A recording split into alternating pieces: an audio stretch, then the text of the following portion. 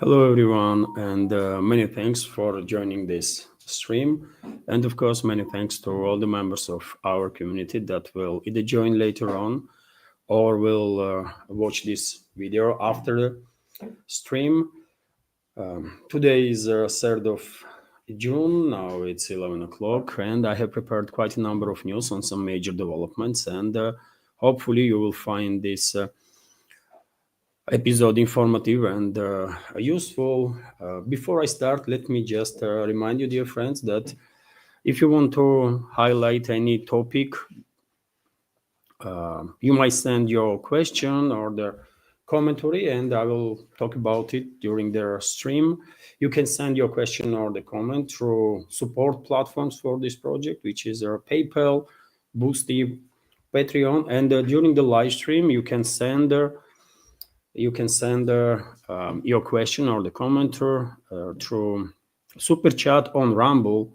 Unfortunately, my channel on YouTube is not monetized and never gonna be monetized, so there is no super chat feature on YouTube, but it is on Rumble, so you can use that if you want to. That's being said, dear friends, let's start today's news update. And well, first of all, of course, I'm gonna start with the whatever results are known on terms of on topic of Istanbul summit that took place yesterday. Direct talks between Russian and Ukrainian delegations. Unfortunately, I was unable to make live stream yesterday, as I did promise during yesterday's first live stream. But I was dealing with high blood pressure, by the way. One of the members of our community joked about it in the comment section. I noticed it, that Levan might have a high blood pressure, and I mean, that was the case, and I am still dealing with it, by the way, now, but work needs to be done, so I'm online. Anyways, let's go through some key points from yesterday's meeting that took place in Istanbul. So key statements by the head of the Russian delegation at the Istanbul talks, Vladimir Medinsky, after the meeting of negotiating teams of Russia and Ukraine. I share this information, of course, on my Telegram and Twitter X page. And dear friends, if you are not subscribed, please consider to do so, because quite often I do share information, relative information on these channels before live stream, before news video news update. So these key points are: Russia handed over a memorandum to Ukrainian side, which consists of two parts on how to achieve a long-term peace between the conflicting parties and what steps are needed to full ceasefire. Next week, Russia will unilaterally transfer 6,000 bodies of dead Ukrainian soldiers and officers to the Ukrainian side. Russia will accept the bodies of dead Russian soldiers if Ukraine has them to transfer to Russian side. Russia and Ukraine will exchange all seriously wounded and seriously ill prisoners according to the formula all for all, which is definitely a step forward in terms of humanitarian side. According to the same formula, young soldiers under the age of 25 will be also exchanged. Young POWs under the age of 25 also will be exchanged. The total exchange ceiling is at least 1,000 people from each side. So significant, definitely significant progress in terms of this humanitarian development. At least another 1,000 POWs from each side, younger people and also people that are in difficult medical conditions will be exchanged. The Russian Federation and Ukraine will create a permanent medical commissions to form a list of their exchange of the seriously wounded. Such exchanges will take place regularly. So from now on, both sides will be in contact to basically exchange heavily wounded POWs. Russia has offered Ukraine a specific ceasefire for 2-3 days on certain sectors of the front the ceasefire should allow their bodies of the dead soldiers to be evacuated by sides. Ukrainian military promised to work out the ceasefire proposed by the Russian as soon as possible.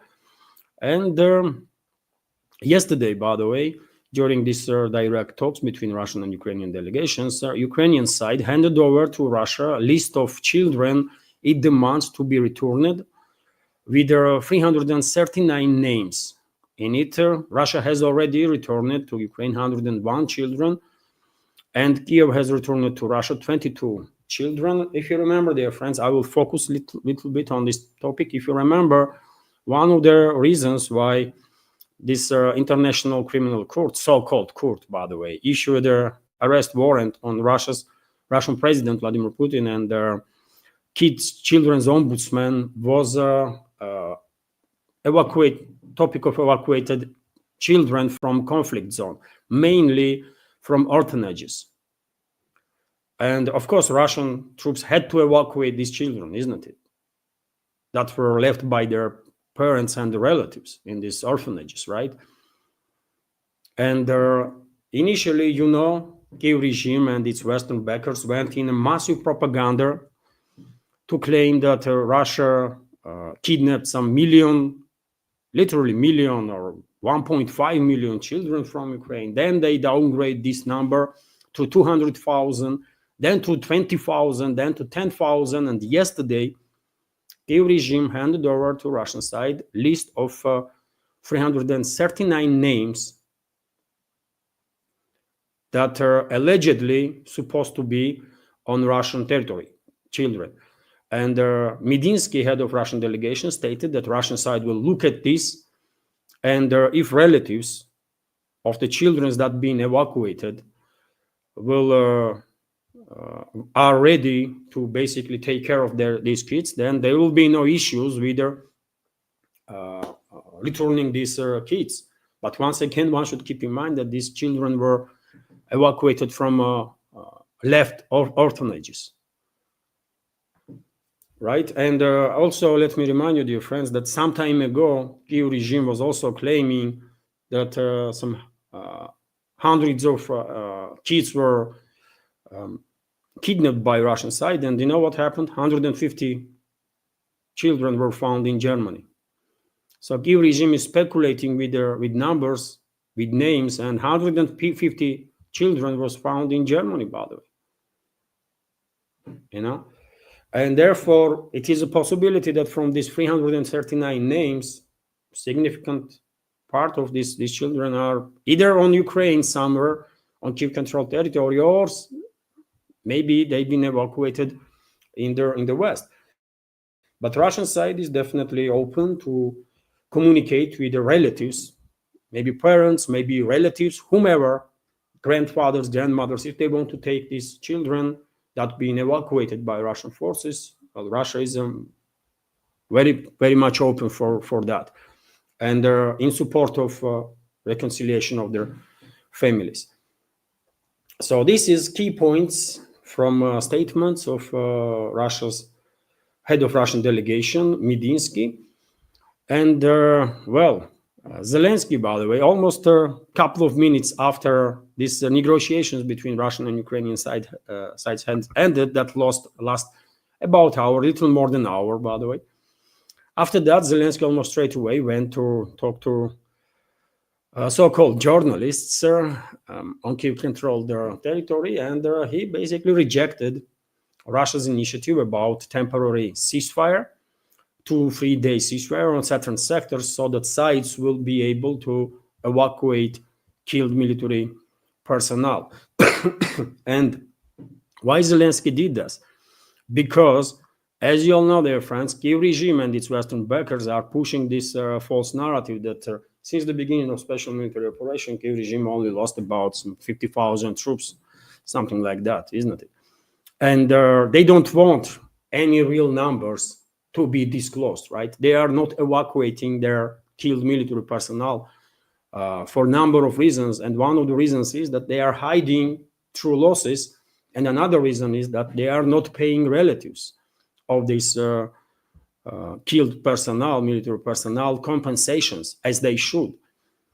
Right? That's the reason why Zelensky straight away rejected this initiative of the Russian side about this temporary 2-3 day ceasefire on certain lines of contact after heavy battles, one may assume, right?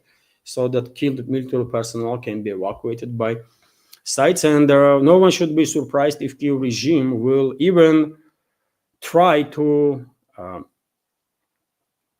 derail this Russian initiative to transfer to Kyiv regime bodies of 6,000 killed Ukrainian military personnel, soldiers and their officers, because, well, yet again, transfer of this killed personnel to Kyiv regime will jeopardize this false narrative about casualty numbers that Zelensky himself is talking about quite often. And secondly, well, these names of this killed personnel will be released, and their relatives will most likely demand their compensations from the states. And I saw some calculations on internet, and Kyiv regime would have to pay. And yet again, your friends, it's not my calculations. I don't know what is their compensation that is given to families in Kyiv-controlled territory when their member is dying in this conflict.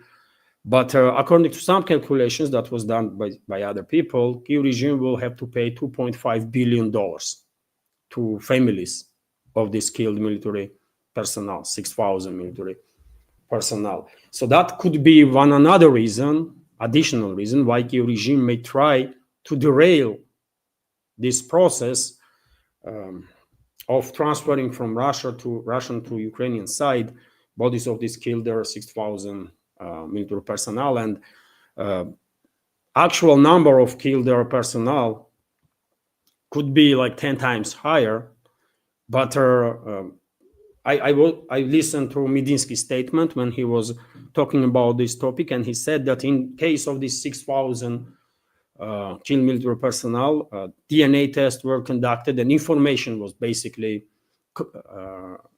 collected about their identity. And that's why this number is 6,000. But real number, actual number could be much higher, but work is still on the way to identify this personnel, right?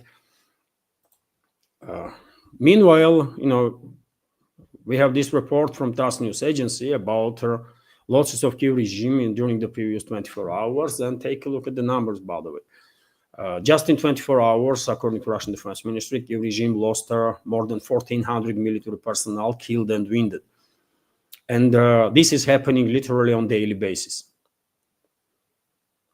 And therefore, obviously, no one should be surprised when some unimaginable numbers being spoken by Western military experts when it comes to casualties on side of Kyiv regime. I remind you, dear friends, that Colonel McGregor, Douglas McGregor, U.S. military expert, decorated colonel, quite a few times stated that according to his information, Kyiv regime already lost, as a killed in action, more than 1 million military personnel, about 1.2 million military personnel, which is horrific, isn't it?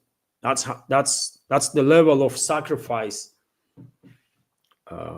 of this former republic that Western ruling class globalists have undertaken, and they will sacrifice all of them, literally everyone on Kyiv-controlled territory, because they simply don't care. Later on yesterday, to continue, dear friends, yesterday, little later, full text of Russian memorandum was published. I think community is interested. What is the Russian proposals in regards to achieving long-lasting peace? And let's go through some key points of this memorandum. I published memorandum on my Telegram and Twitter X page. Some members of our community probably see it, but I guess not majority. So let's go through some key points in this memorandum. So international legal recognition of their entry of Crimea the LPR, DPR, the Zaporozhye and Kherson region into Russia. That is a Russian demand in this memorandum. Also, proclamation of Ukraine's neutrality and its refusal to join military alliances. A ban on military activities of the other states in Ukraine. Non-nuclear status of Ukraine. Establishing the maximum number of the armed forces of Ukraine. Lifting of economical sanctions imposed against Russia. Ensuring the rights and the freedoms of the Russian-speaking population, lifting restrictions on the activities of Ukrainian Orthodox Church, banning their glorification of Nazism. Russian side in this memorandum also highlights gradual restoration of diplomatic and economic relations with Ukraine, mutual waiver of claims for damage caused by military operations. So no one side should claim compensations. Resolving issues related to reunification of families and displaced persons. There is, as I already mentioned earlier, there is two options for a ceasefire. One option, withdrawal of Ukrainian armed forces from the Russian territories occupied by Ukraine in the DPR, LPR, Zaporozhye and Kherson regions. Option two, prohibition of the redeployment of armed forces of Ukraine, termination of mobilization, and the beginning of demilitarization. And demobilization, by the way. Exclusion of military presence of third countries. Stopping foreign military aid to Kiev. Kiev's refusal to carry out sabotage activity against Russia. Mutual amnesty of political prisoners and release of detained civilians. And there are tens of thousands of people, by the way, have disappeared on Kiev-controlled territory since 2014 after US orchestrated bloody coup d'etat in Kiev. And this point here, this key point, is about civilians that are still imprisoned by Kiev regime's forces. Some of them that are still alive, because majority probably have been killed by Ukrainian Nazis, and someday probably we will learn how many civilians Kiev regime actually executed for having their opinion. Also, key point from Russia's Russian memorandum, a lifting of martial law in Ukraine, elections in Ukraine no later than 100 days after the lifting of martial law. And yes, that's it. That's the key points, by the way.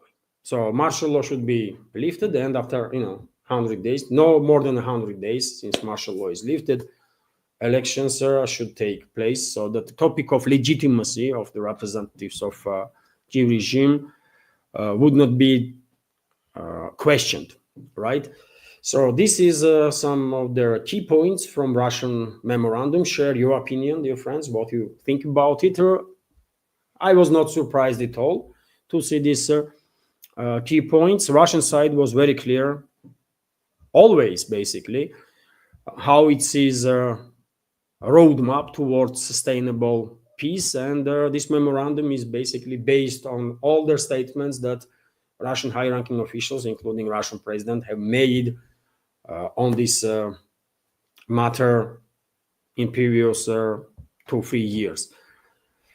Let's continue with some more news now. And well, of course, many members of our community and the world community in general is interested how Russia will respond on recent Ukrainian or NATO attacks, let's say, as it was NATO attack, by the way, on Russia's nuclear triad, when a few airfields were targeted where strategical bombers are based. And one is in Murmansk region, another is Irkutsk region. Kiev regime and NATO was attempting to strike 3 another airfields, but they failed to do so. And New York Times, by the way, come up with the articles that Kiev's attacks on Russian military airfields will not stop the Russian armed forces offensive and their advances, which is true. Rare occasion when one may agree with the New York Times' opinion.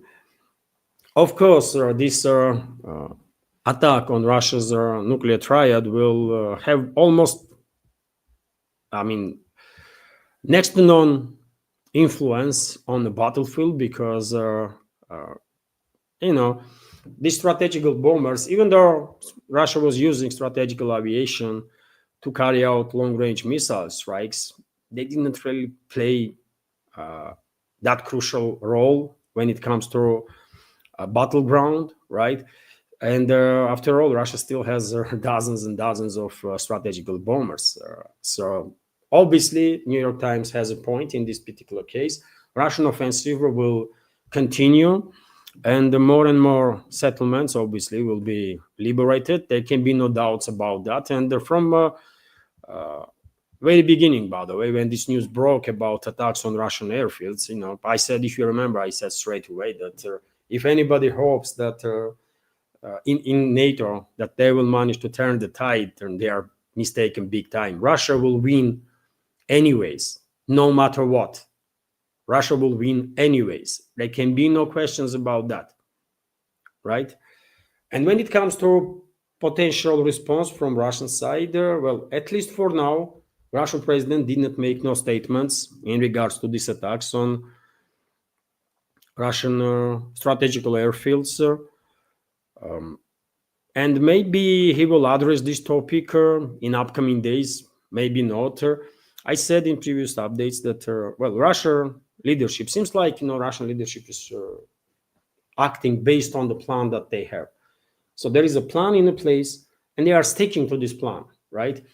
And no matter how hard Kiev regime and its NATO backers is going to try to derail Russia from this plan, they are failing. And obviously, one may argue that these attacks on Russian airfields, one of their main targets of main tasks of NATO, globalist controlled regimes in Europe, UK first of all, of course, UK, France, Germany, and others. One of the main tasks was to derail Istanbul talks. They were hoping that Moscow will walk away or would not even send delegation to Istanbul, and then they will blame Russia again. That it's Russia that is escalating, not them. So it did not work. It did not work. Russian leadership acted calmly, right, without any emotions, without showing any emotions whatsoever. Russian delegation went to Istanbul, transferred there to Ukrainian side memorandum. Some initiatives were aired, and I did spoke about it in the beginning of this stream. Very professional actions, by the way, from Russian side. And I guess globalists are going crazy right now, and their puppet regimes are in the collective West, because what they gonna do now, right? They were hoping to derail this process of the escalation, which was initiated by the West itself, by US, right? And they failed. They failed now, so they're gonna try something else. Obviously, they're gonna try something else, maybe even bigger provocations against Russia. Unfortunately, such a risk is there, and the Russian security services will do whatever they can, I believe, to minimize threats. But we should be ready that yes, Western ruling class will go ahead with their next phase of escalation. My personal take is that globalists will begin transformation of Kiev regime into a nuclear armed regime. They will again push this narrative, right? Although maybe I'm mistaken, because yesterday I was watching a video update on Duran, by the way, and if I understood correctly, Alexander Mercury's host of well-respected by all of us, host of Duran show, was skeptical that West will actually go ahead with their transformation of Kiev regime into a nuclear armed regime. So I hope he is correct. I hope he is correct and I am wrong, but I'm afraid this topic is definitely in the works in the West. So they will try to push Russia even harder, right? They will try to blackmail Russia with their nuclear weapons that allegedly Kyiv regime will acquire. Although, if that will happen, of course, these nuclear weapons will be developed by the Western countries, UK and US, right? And so, yes, I expect further escalation to happen. But when it comes to Russian response on these recent attacks, well, I don't even know what to say, because there was no response, not statement from Russian president, no response militarily during the previous 24 to 48 hours. So therefore, maybe Russian side will just continue operating based on the plan that Kremlin has, like as business as usual, right? Or maybe some changes will be made, and we will see some relatively large-scale drone and missile strikes deep into Kyiv-controlled territory. Possibility. Some channels on internet are speculating that Russia might deploy Oreshnik once again, maybe even several Oreshnik hypersonic missile systems. I'm skeptical of that. I mean, you're not gonna use Oreshnik against ordinary military targets, isn't it? I mean, Oreshnik is just too powerful for that. So therefore, if order is not given to eliminate, let's say, political and military leadership of this Western-backed terrorist regime of Zelensky, then why would Russia use Oreshnik? And where, by the way, right? Yet again, against ordinary military targets, Oreshnik is just too powerful. You're not going to use that kind of weapon system, right, to eliminate some freaking military base, ordinary military base. It does make no sense. So therefore, I don't know how Moscow will respond militarily on recent attacks on Russian strategical airfields, and if there will be any response at all. But what I can tell you, dear friend, is that, well, I can share with you a scenario which will allow Moscow to not just restore nuclear deterrent that was damaged, clearly damaged by these attacks on Russian nuclear triad, but also to advance rapidly and liberate more and more territories. And I wonder if what would be your take on this scenario. So basically, and this is a pure speculation on my part, by the way, but I believe this scenario might actually work. So Moscow, for example, can issue 24-hour warning to civilians in Pokrovsk-Mirnograd agglomeration. This is Pokrovsk, by the way, right next to it, relatively large town. Next to it, it's Mirnograd town, right? And the Russian troops currently are conducting a pincer operation to encircle through these cities, right? And well, theoretically speaking, Russian side could issue evacuation, could demand evacuation of civilians from these cities and all their surrounding settlements. And in this warning, Russian side might be clear that tactical nuclear weapons will be deployed, right? Obviously, no one would believe. No one would believe in that.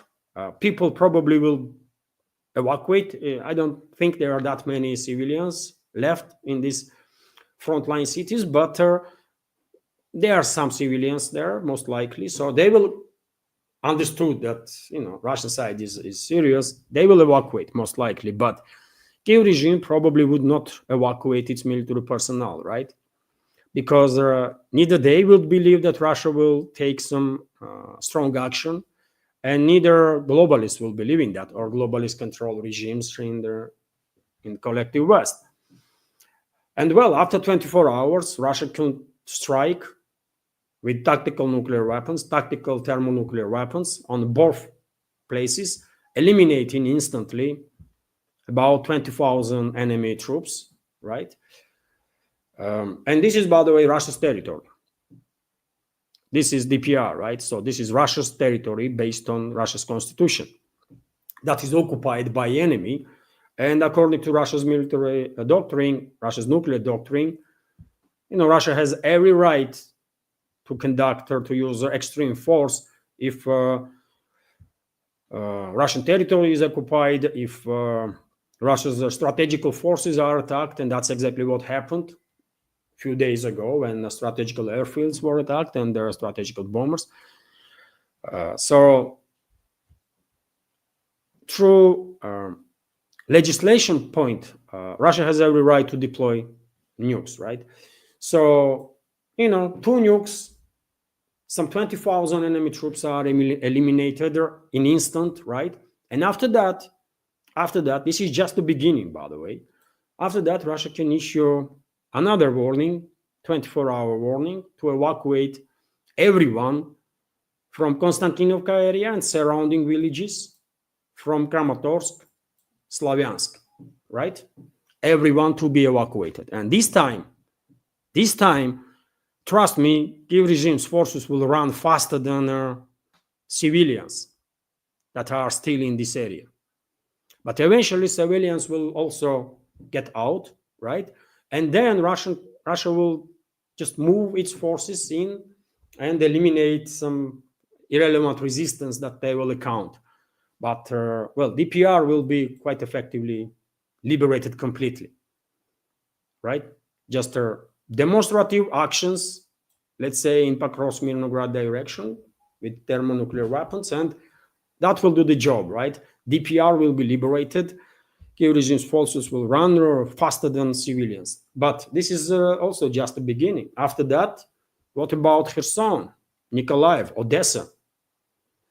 Obviously, this historical Russian land needs to be liberated, and Russia could issue another warning, 24-hour for evacuation from this area. And trust me, no one would stay, right? Everyone would understand that, they have to get out. They have to evacuate it, right? You can imagine how much chaos that will cause inside the Kiev-controlled territory. Regime might collapse under its own weight, right? And, Russian troops will have much easier job. It's nothing easy when it comes to military hostilities, obviously, but it will be not that hard, I guess, for Russian troops to then move in Nikolaev, Odessa regions, and everywhere else, Zaporozhye region, Dnipropetrovsk region, Kharkov region. This is the way to go. This scenario could work, by the way, for sure, although it requires demonstration that you are willing to use extreme force, right? You have to demonstrate this somewhere. It could be Pakrovsk-Mirnograd agglomeration, or I don't know, any other place. But once you demonstrate that, you are nuclear superpower for a reason, then your nuclear deterrent is restored for sure. And I guess that will be end of. Kiev regime will collapse in matter of weeks after that, I guess. So that's the one of the scenarios, by the way, that can be used. But do I believe that Russian leadership will even consider such a scenario? No, I don't believe in that. But there is a clearly possibilities. I'm saying this just to demonstrate that Russia has all capabilities to go hard, really hard, right? And to achieve all the goals of special military operation much faster and much more effectively than it is done now. But that will require extreme force to be deployed, and the Russian leadership already demonstrated time after and time again that their Russian president is determined to continue further exercise restraint and to avoid deployment of some extreme force, right? So people worldwide that are asking questions, why Russia is this weak, why this conflict lasted this long, because Russian leadership choose to conduct military operation this way. This conflict lasted this long, not because Russia is weak, but because Russia is trying to avoid deployment of extreme force. And this is a choice that was made by Russian leadership. Everyone should understand that when I say Russia is a nuclear superpower, that means Russia is a nuclear superpower and can literally obliterate any country on this world. Literally obliterate completely, so that there is only radioactive dust is left there. So that's how it is, really, right? But yet again, do I think that Russian leadership will even consider, for example, scenario that I just presented or something similar? No, most likely they would not even spend a second considering that such possibilities. Because, and I'm not saying that they are wrong or I'm right. No, probably I am wrong, by the way, and they are right because they have much more information that I will ever have, right?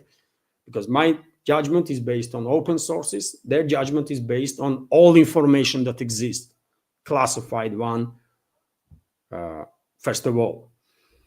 Anyways, dear friends, let's continue with some more news now. And basically, a couple of minutes before I start this live stream, there was reports about first ever since the beginning of special military operation, Kinzhal hypersonic missile strike that was conducted by Russian forces in Nikolaev direction. On your screen, you can see plume from fire, from place where this strike happened. No details what was struck, no additional information, but at least before I started this stream, there was an air raid alert across Kiev control territory, everywhere. I don't know now, maybe after this Kinzhal strike, there were no more alerts. I don't know. But interesting to know what was targeted by Kinzhal in Nikolaev region. Maybe point of concentration of foreign mercenaries, English-speaking foreign mercenaries. Let's say British special forces that are quite active in southern sectors. Possibility, but let's wait and see what kind of additional information we will learn about it. Meanwhile, RT is reporting, and many other media outlets here in Russia, that Ukrainian attacks triggered the power outages in southern Russia, in new regions of the Russian Federation. So Ukrainian military launched drone strikes on multiple Russian regions late Monday evening, causing complete blackout in Zaporozhye region and leaving parts of Kherson region without electricity, according to local governors. And when it comes to Zaporozhye region, for example, according to information that was available this morning, about 600,000 people were left without power in this region. And of course, emergency services are working to deal with emergency, and probably towards the end of this day, power supply will be restored. RIA Novosti, meanwhile, is reporting that, well, UK, by the way, has gone into war preparedness mode, whatever that means. Yesterday, British Prime Minister Keir Starmer, went again to brag about how powerful UK's military, and they also, he went to mention Russia, obviously, how else, right? And news is that Britain, in accordance with its new defense strategy, is moving into a war preparedness mode, stated this Keir Starmer, so-called prime minister. We have a quote from him: "We are moving to a state of readiness for war, which will be the core purpose of our armed forces. When we are directly threatened by states with advanced military capabilities, the most effective way to deter them is to be prepared and to show that we are prepared to secure the peace through force."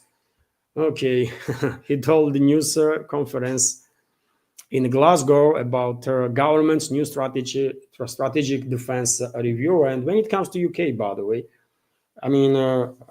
of course, we all understand that in these attacks on Russian strategical airfields, UK was involved, obviously, no doubts about that. British Secret Services were involved. Keir Starmer personally authorized this attack on Russia.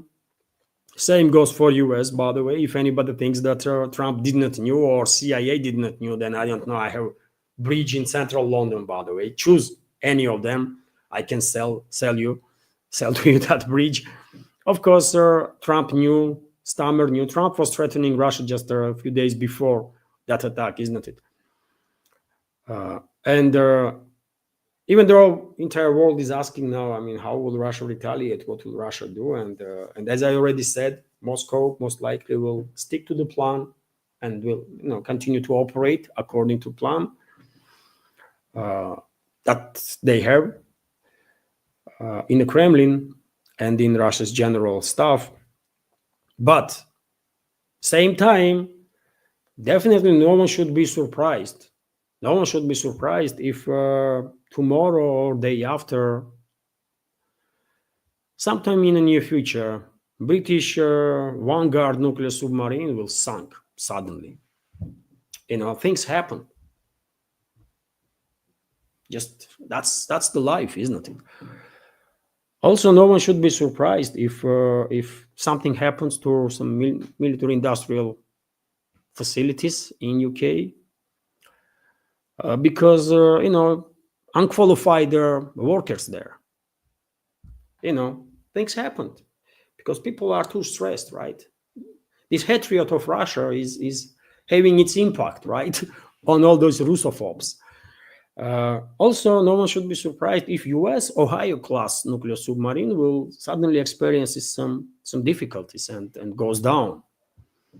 Or if some American patriots, let's say, will use drones, simple drones, either guided by radio waves or phone, by the way, phone communication, or by, I don't know, some wire to attack military airfields in US. I mean, strategical ones, non-strategical ones. Yet again, things happened, So I'm not going to be surprised at all that something is going to happen with the inside in regards to UK and the US, and most likely will happen because things always do happen. And obviously, Russia will have nothing to do with it. Of course, as UK had nothing to do with these attacks on Russian strategical airfields, by the way. I mean, well, plausible deniability can be played by everyone, right? So therefore, I will recommend to US militaries, to British militaries, to pray, because they never know, if tomorrow if they will wake up tomorrow.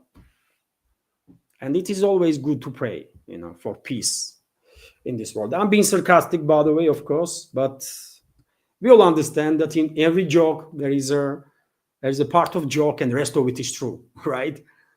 There is such a say here in this part of the world. And so, yes, things might happen, and probably will happen. Let's see. And whatever this war criminal Keir Starmer is saying now, it has no meaning whatsoever. I mean, they can go in any mode, by the way. War preparedness mode. They can declare war on Russia if they want to. That will make it easier for us to deal with the enemy, right? They can do whatever they want, but they should keep in mind that we can do whatever we want to. That's how this game being played. Anyways, let's continue. And Telegram is reporting that Autopen and Trump made another statement this time in regards to US-Iran negotiations, and his post is that the Autopen, he's referring to former US President Donald Trump, should have stopped Iran a long time ago from enriching. Under our potential agreement, we will not allow any enrichment of uranium. So basically, Trump is derailing these talks himself, saying it openly, right, that no enrichment. The US will never agree Iran to have enrichment capabilities. And Iran, by the way, has other take. They said already many times before that in no circumstances they are going to give up their civilian nuclear program, their enrichment capabilities, because they want to be autonomous. They want their nuclear program to be autonomous, right? They don't build no-nuclear weapons, and I believe they don't build no-nuclear weapons, sir, because nuclear weapons will not make Iran any more safer. It's just a logic, right? Pure logic. Iran will deploy nukes. Turkey, Saudi Arabia, and many other countries in the region with whom Iran don't really has their greatest ever relationships may actually go and do the same, right? And this nuclear proliferation will make Iran even less safer than it is now, much more less safer. So why would Tehran risk that? I mean, it's illogical, right? And if we learn anything about Iran in last decades, is that Iran's leadership is very logical, right? They do stuff that makes sense. And their deployment of nuclear weapons is unreasonable. It makes no sense. So that's why I believe that Iran has no plans to build nukes. They don't need it, right? They have conventional systems that are well capable of dealing colossal damage to any enemy that they might face, right? But anyways, RIA Novosti is reporting here that Iran is to reject U.S. nuclear deal proposal. This is from Western media, by the way. Reuters has reported about it. So we should take any information from Western propaganda outlets with a pinch of salt. But nevertheless, probably we have to pay attention to it. So Tehran is preparing to reject the U.S. proposal on the Iranian nuclear program, Reuters reports, citing a senior Iranian diplomat. Earlier, Oman presented Iran with Oman is mediating, of course, between U.S. and Iran. So earlier, Oman presented Tehran with the details of the U.S. nuclear deal proposal. Iranian Foreign Minister Abbas Araghchi confirmed this information. White House said Tehran should accept it. On Monday, ISNA media outlet reported that U.S. written proposal on Iran's nuclear program fails far short of conditions acceptable for the deal with Iran.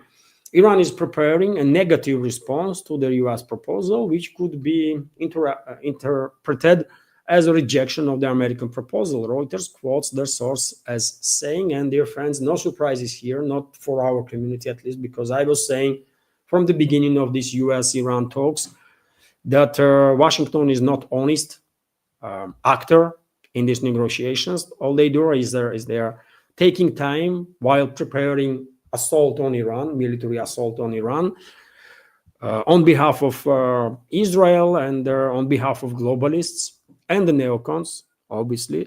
I explained in my previous updates why would globalists or neocons will ally with their Zionists or the Israeli regime to attack Iran. So there is no need to, repeat myself now. If you're interested, you can check our previous videos, or you can ask questions, by the way, and I will react on it. But I was saying from the beginning that U.S. is not an honest actor. They're just messing around while preparing for a war with Iran. And that's what is happening. Unfortunately, I see no indicator, good enough indicator, let's say this way, to believe that we will see through the escalation between Tehran and Washington. No, it's not happening. I can see that Iran is honest. They want the escalation, right? But U.S. is on a different universe, by the way. They don't want to know the escalation. U.S. is run by neocons, globalists, Zionists, all that kind of inhuman terrorist murderers gangs, right?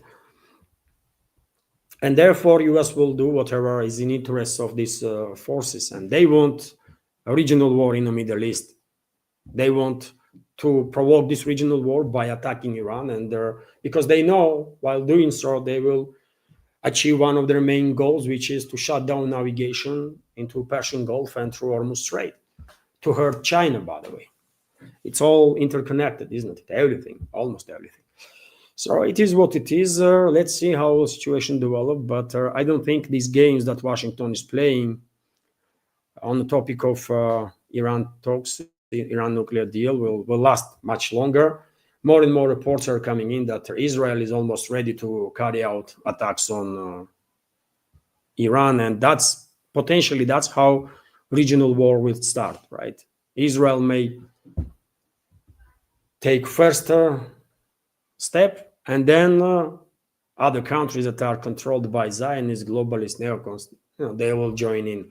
Maybe that is the scenario that's being worked out, or they may act together. Who knows? But in any ways, unfortunately, at this point, we have no indicators to be optimistic in regards to Middle East. It's sad, but that's how it is.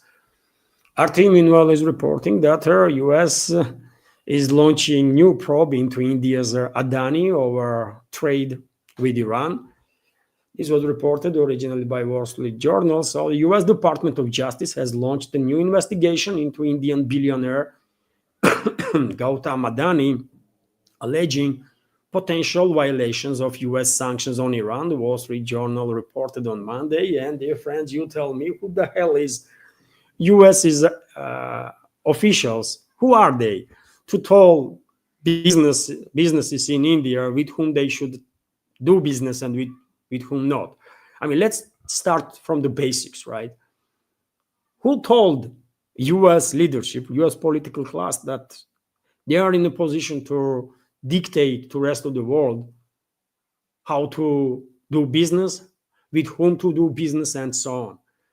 I mean, this is wrong, isn't it? This is wrong on so many levels. And well, this information is clearly yet another demonstration that Western world needs to be isolated, yet another indicator that the Western world needs to be isolated by the rest of the world.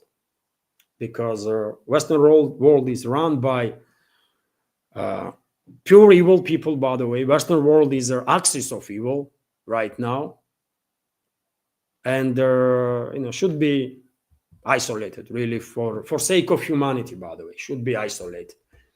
And I think more and more people, more and more governments worldwide do understand that. And well, let's see how not just this businessman personally, but how Indian leadership will respond on that, because I guess India is also close to a point when they just had enough of US, right, and collective West.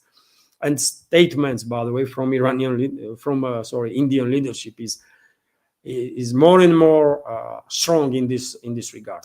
They really are tired of this nonsense that they have to deal from their Western partners, right? It's crazy, by the way. And as I said, there is no point now to really doubt that the Western world is the axis of evil. These countries of collective West are run by some criminal elements, to put it mildly, and therefore, until local populations in the collective West countries will manage to regain control over their countries and over their future, the rest of the world has no option but to isolate this axis of evil as much as possible. It just has to be done, by the way. Because what the hell, man? The US Justice Department has no business in regards to Iran's cooperation with other countries, with Iran or with Russia or with whomever, man. Who are you? Take care of yourself. I mean, US is drowning into crime, for God's sake, right? And many areas, more and more areas in US are look like, I don't know, man, fourth world country, not even third world country, like fourth world country, if that is even thing, right? And still Washington is acting like they are on top of their mountain and they are big bosses. They're gonna tell India what to do. Yeah, of course, dream about it. And there are, more craziness, by the way. More craziness is happening on the world stage. And for example, former foreign minister of Germany, Annalena Baerbock, is she former, isn't it? Maybe she is still acting as a foreign minister, but I believe she's out. And but she can maintain some high-ranking position because she was elected to the annual symbolic role of UN General Assembly chair.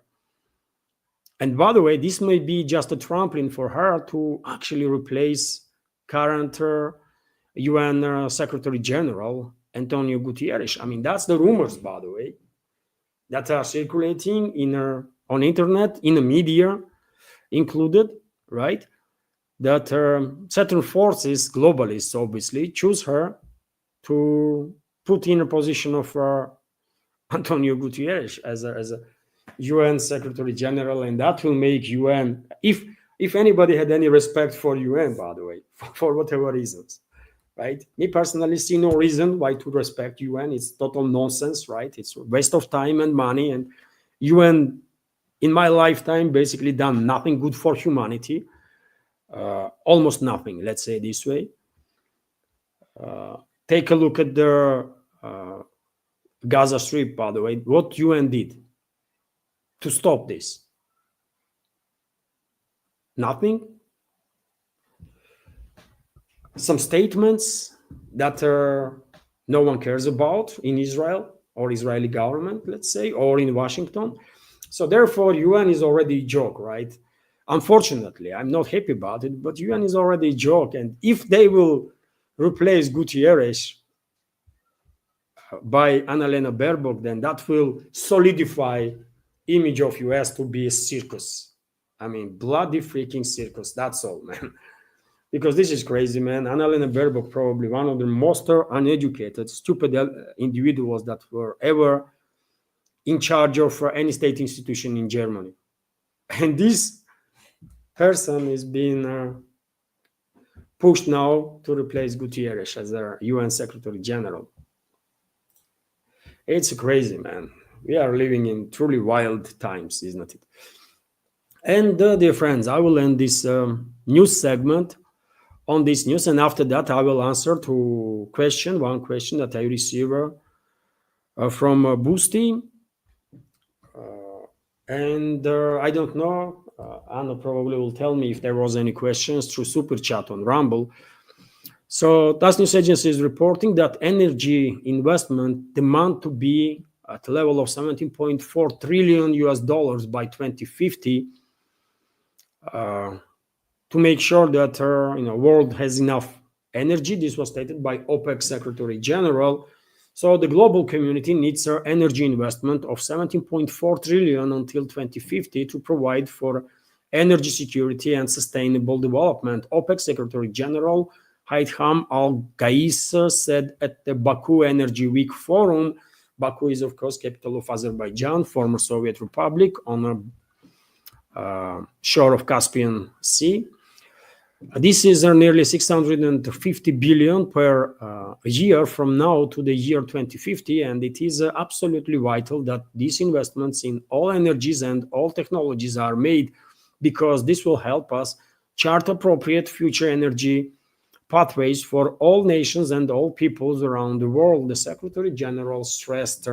And by the way, I'm sharing this information to you because I think it is worth knowing where energy security in general on a global scale stands.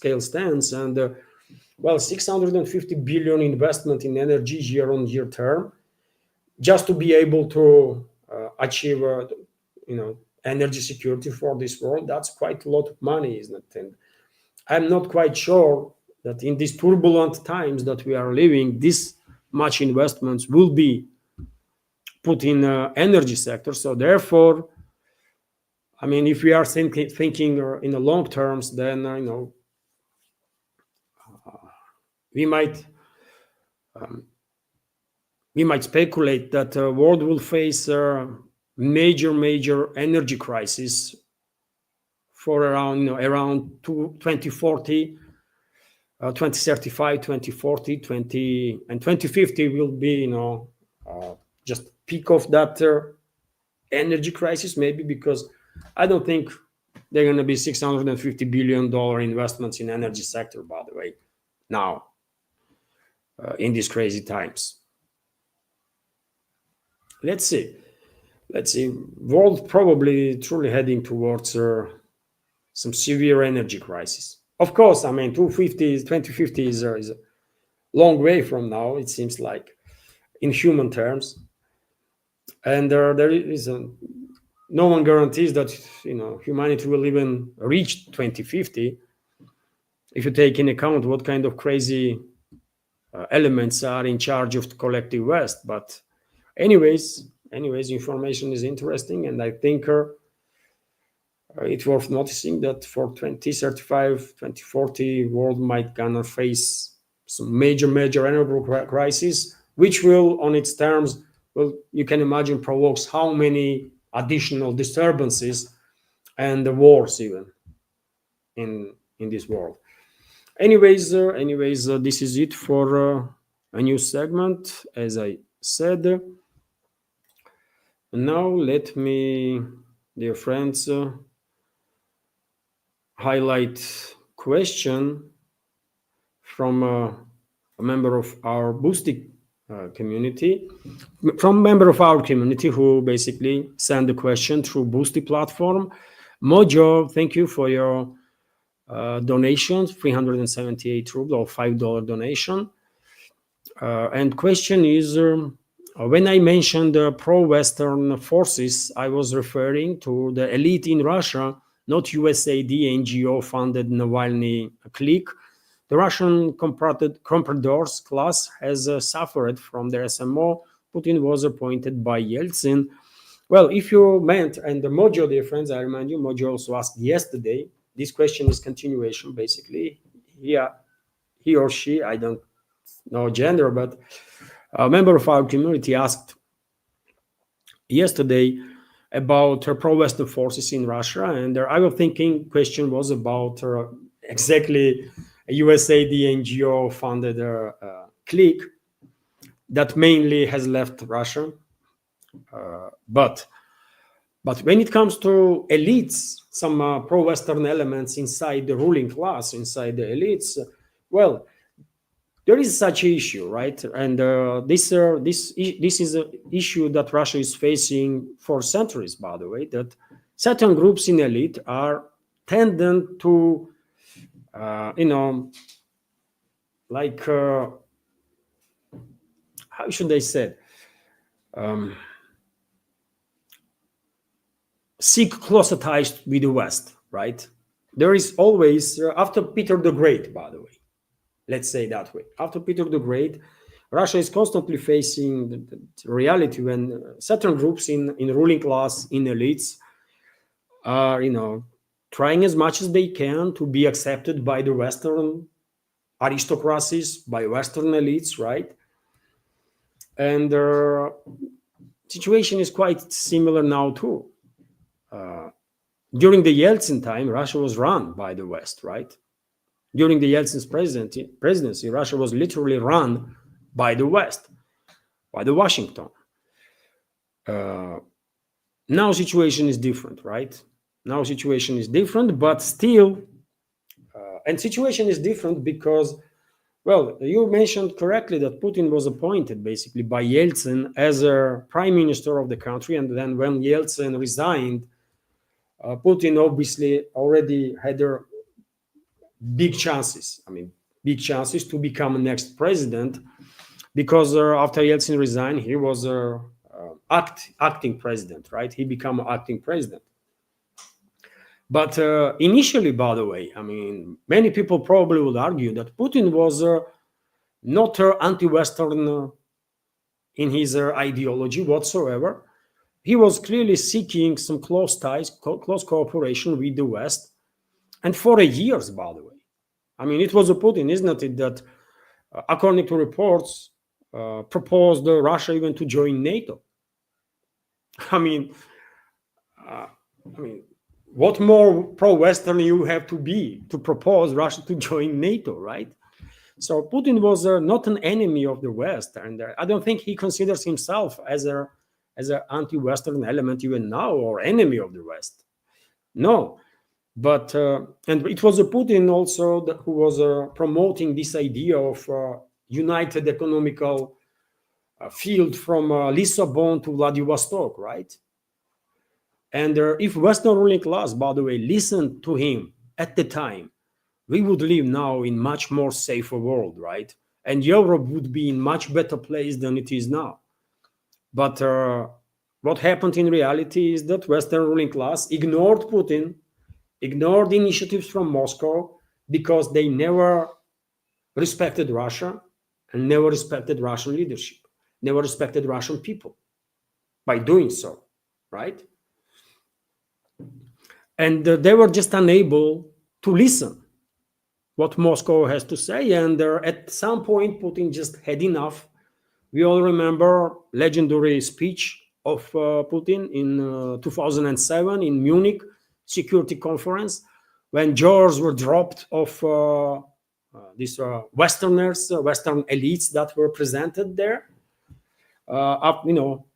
while hearing what Putin had to say. And he was quite direct. He said everything that was need to be said, and that was a last warning from him for the Western elites to wake up and to realize that they need to be respectful, they need to cooperate, not to issue some orders to others, but to cooperate, right?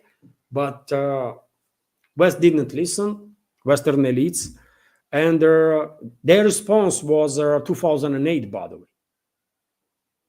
Western ruling class responded on Putin's speech and Putin's initiatives with 2008, when they used their proxy regime in Georgia under the leadership of Mikhail Saakashvili to provoke military confrontation with Russia, right? In 2008, on August of 2008. And exactly after that, Collective West went on a full-scale assault on Russia. They started demonizing Russia big time. They went on assault, by the way, right? So I will say this operation that we are facing right now, this hostility that we are facing from the Collective West, has started, active phase of it has started in 2008.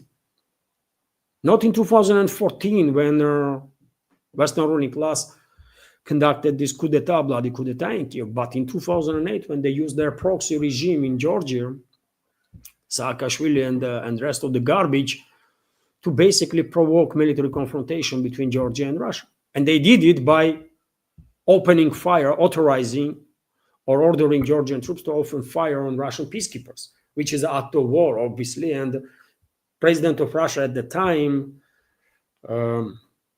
Dmitry Medvedev, didn't really have much option but to deal with the issue and send troops to de-escalate. And that war lasted a couple of days, but nevertheless, that was the starting point. And after that, West went all on full assault, demonizing Russia day in, day out. And then they went on the next phase of escalation in 2014 when coup d'etat happened in Ukraine. And the rest of it is history. We all know that, right? What was happening. So therefore, Putin himself, to answer your question, Putin himself was considered at one point to be for cooperation with West, right? For close ties with the West. But he was ignored, right? And when he was ignored, by the way, he was forced to basically get focused. He realized that Russia gonna get attacked, right? And he began focusing more on economy, on diversification, on strengthening of the Russia's economical and military capabilities, right? And when he did this U-turn, sort of, many people in elites, by the way, that were on same page with Putin also did this U-turn, right? So currently in Russian, and if anybody, by the way, in the current ruling class was also still on a page of some pro-Western ideas that we can cooperate with them, we can find their common language and stuff. Well, majority of them basically were forced to acknowledge reality that currently Western ruling elites will not accept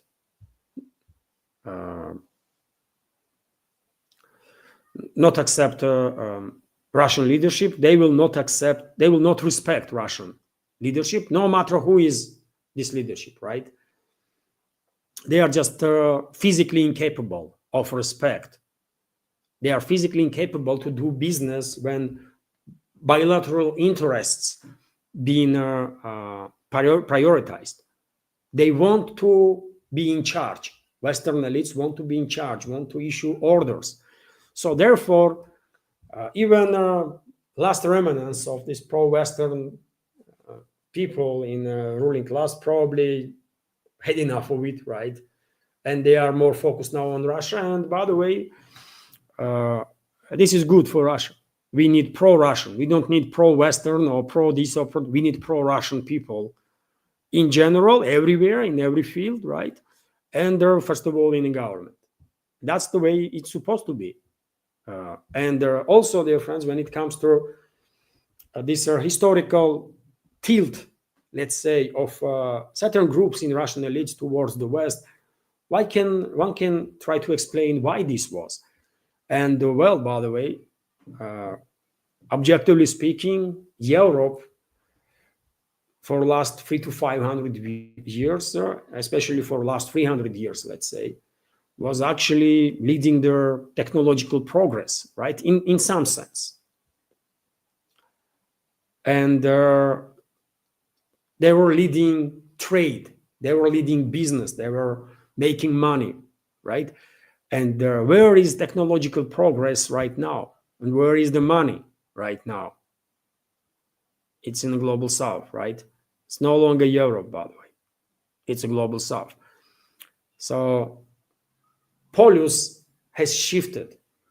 And now, if you want to make good money, if you want to be successful in your business, if you want latest technologies, you not necessarily have to look at the West.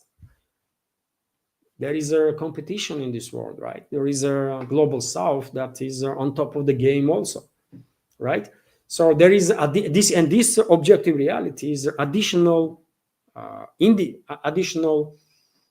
should I say, additional reason why less and less people here in Russia are that focused on the West and are more focused on Russia, because unique geography of Russia gives you unique opportunities that you can take best, right, from all the worlds and do your business and be happy where you are in Russia, right? And this is good trend, by the way. This is a good trend, great trend, and hopefully this unfortunate historical tradition of tilt of certain elements in Russian elites towards the West will end. Will end there, or maybe already ended soon. I don't know how informative or interesting my answer was, Mojo, but hopefully you'll find it interesting. Okay, and well, there was no questions. Was there any super chat? Or and dear friends, let me also mention that yesterday, after live stream, there was donation from Mark. So if Mark is watching, let me thank you, Mark. Thank you for your assistance, for your donation and help. And dear friends, right now, Anna will give me this. And Pentawovin, thank you very much for your super chat on Rumble. Question is, where is the Thai eating Vassal Saakashvili these days? Thank you for your donation, $5 donation, Pentawovin, and for your question. Saakashvili is imprisoned, by the way, in Georgia for a number of charges, and there are much more charges are on the way. He committed numerous crimes against Georgian people, against Georgia as a country, and I guess if Western ruling class will fail to overthrow current government in Georgia, then Saakashvili probably will spend behind the bars for many more years. He committed numerous crimes, by the way, against Georgia. He personally annulled my citizenship, for example. based on a false narrative and the false documentation of Georgia state institutions. I mean, my story, and many members of our community know my story. So I have some personal beef with Saakashvili and his regime, his people that were in his inner circle at the time. But well, at least partially justice was served. Maybe sometime in the future, Saakashvili will pay for his crimes against me personally and my family, and everybody that was involved in the crimes that they committed against us. But at least partially justice was served, and Saakashvili and a number of his henchmen are in jail for number of crimes that they committed. So this is the answer, dear friends, and well, let me end this live stream now. Thank you all for your attention, dear friends, for your support. Hopefully you will find this episode informative, useful, interesting, and please, after live stream, if you can, dear friends, leave some commentary in the comment section also, and click that like button. And if you come across my short videos, please check those videos. Also, short videos from this live stream, by the way. If you have time, just open it, click that like, because you already know from this live stream what I'm talking about there. And before I go, also let me notice that if you like my work, if you like this independent media project, please consider to support. You can help me to maintain and save this project with through several means. You can donate through PayPal or Boosty. You can subscribe to my Patreon page where I have extra content on regular basis. You can donate through crypto, and yes, I mean, during the live streams you can actually donate through Rumble also, and become a premium subscriber there on Rumble. That will be also a great support, of course. So this is it for now. Have a wonderful day, dear friends, and take care. Thank you.